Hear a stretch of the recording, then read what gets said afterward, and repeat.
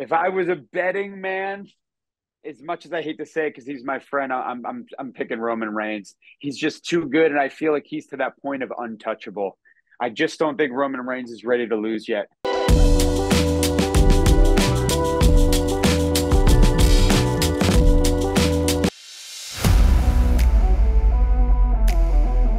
So every time I'm promoting an event for WWE, I always try to give every star their fair due. Unfortunately, in this case, I must say that the gentleman that I'm speaking to goes into his next match, one of his biggest matches maybe, as the underdog. He is scheduled to wrestle the seemingly unstoppable Bron Breakker at Halloween Havoc that fans can catch on the USA Network. And like I mentioned, if I was a betting man, I would probably not put my money on this gentleman right now. Are you ready for the big challenge that is up for you next week? Like, are you ready for the challenge? Well, it is a very, very, very, very big challenge, but yeah, I assure you that I'm ready, as ready as I could be. Like you said, I'm the underdog, but I kind of like that I'm the underdog. I think being the underdog is to my advantage. I'm going to use it to my advantage because I think that Bron's just underestimating me. And with that, I've created some strategies and game plans in my head that I'm going to use against him. And I think that's going to help me do a lot better in this match than maybe you and people think. Yeah.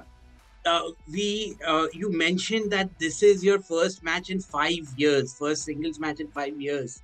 Do you think there's a little bit of rust?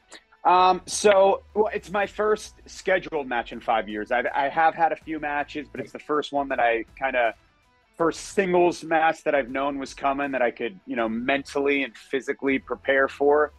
But as far as rust, I don't think that I do. I think when you have been doing it and you've been performing and fighting and wrestling in the squared circle for as long as I have, I don't think rust is a real thing.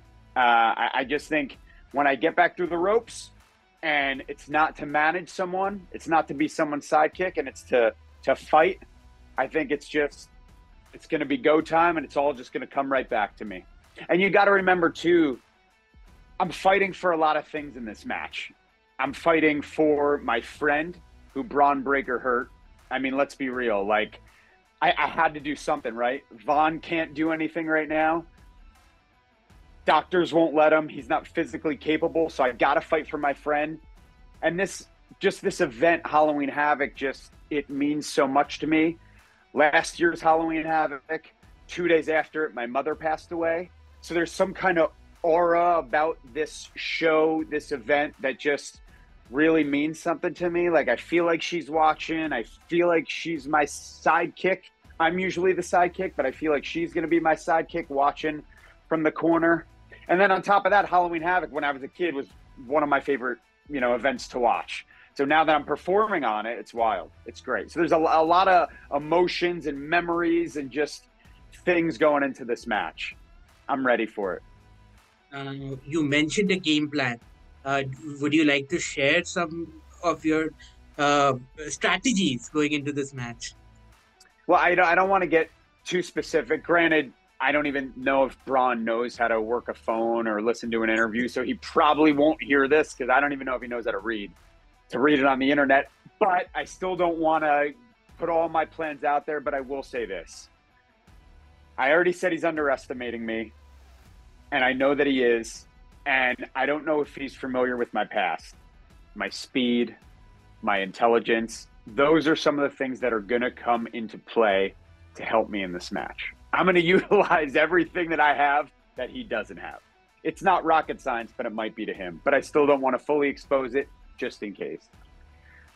The only time Bron Breakker has seemed kind of vulnerable was recently when, he was face to face with the greatest of all time, the Undertaker.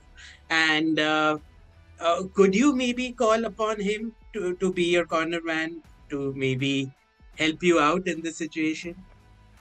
You know something? If you know the Undertaker's phone number, and you could DM it to me after this, I will call him. I promise you. But I mean, he is a busy guy. I don't know if he'd be able to, but that would be amazing.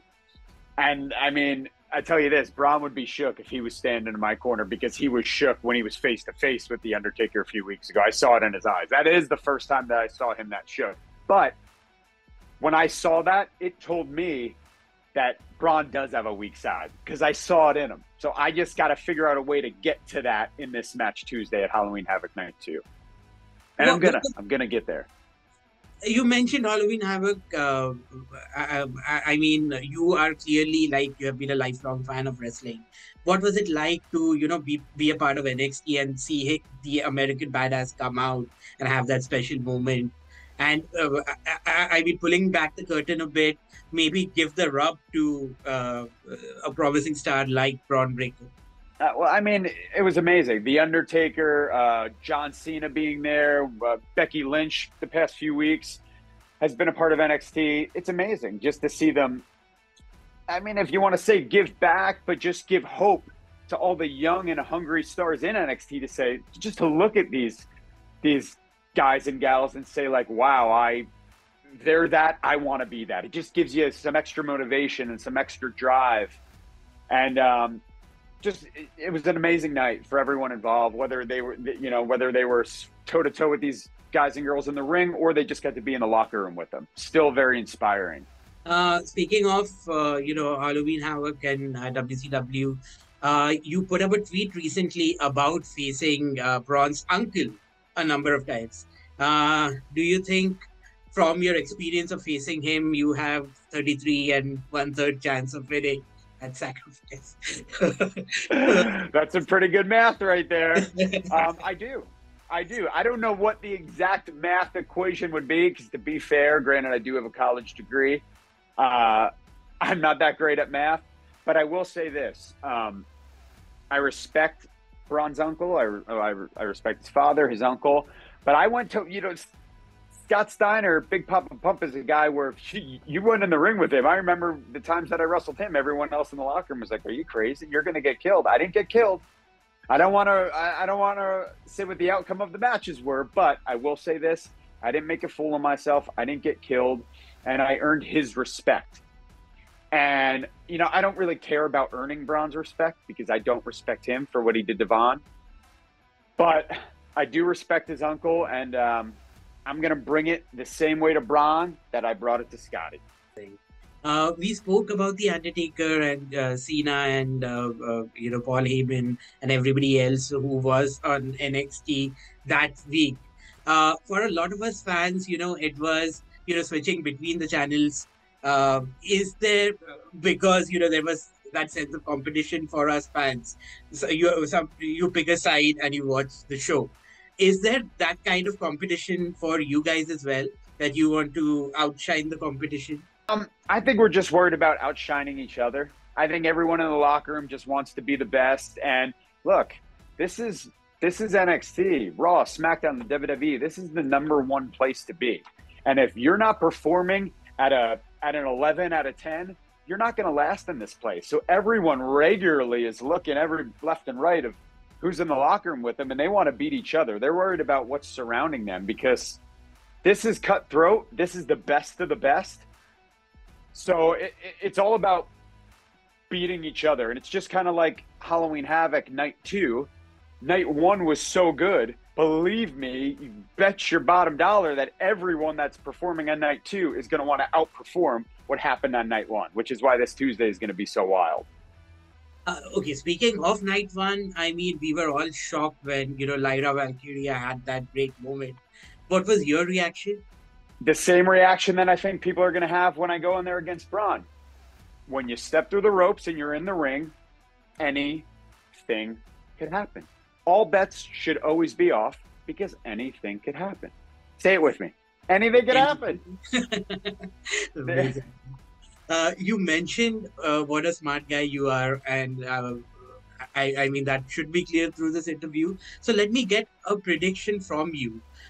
Speaking of people who are, seemingly unbeatable at this time, there's a certain gentleman named Roman Reigns, who takes on a graduate of NXT, Mr. LA Knight in Saudi Arabia. Do you have a prediction? If you were a betting man, who would you put your money on? So I've known LA Knight for a very long time. Been in the ring with him, been outside the ring with him, partied with him, but we won't get into that right now. But he's a wild guy, and I think everyone that was close to him always knew how talented he was, always knew how great he's been. It was only a matter of time until he blew up like he is. What a big opportunity for him in the main event, crown jewel against Roman Reigns.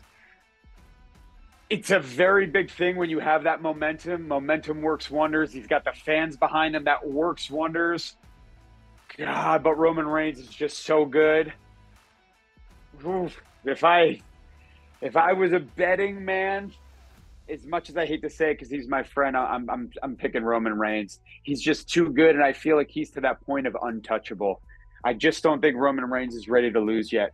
Perfect, perfect. I think I have time for one last question.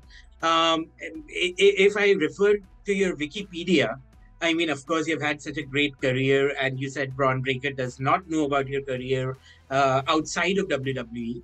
But you were in WWE at one point of time. I think you did some enhancement jobs in 2005 with Edge and I think Mark Henry as well.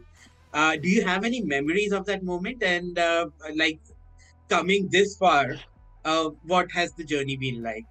I do. Yeah. I mean, I had a few matches on SmackDown. I had a match on ECW against Kofi Kingston. I believe it was his second televised match ever. Could probably find it on YouTube somewhere. But at those times, I was just so hungry, as I still am, and just so respectful and happy to be there and looking for an opportunity. But you know how this goes. It's right place, right time, and the right eyes on you. And some people that takes a year or two. For me, it took 19 years to finally get here. But the journey's been great. I wouldn't change it for anything. I look back at those memories, and they are kind of fun and funny to watch with my wild gear and hairstyles. But it just makes where I am now mean so much more, and it makes this match, because you got to think about it. I had all those matches back then, just finally waiting. Then I finally get to NXT. My role changes where I'm a manager, which I do love. It's great. But now that I'm in this scheduled one-on-one match, I'm not going to lie. It's kind of like I feel like I earned it. And that's why I'm putting my heart and soul into it. And I'm going to give everything I have. And I feel like I deserve it. So I wouldn't want to be Bron Breakker. The world will be watching and they will be rooting for you. Thank you so much for your time, sir.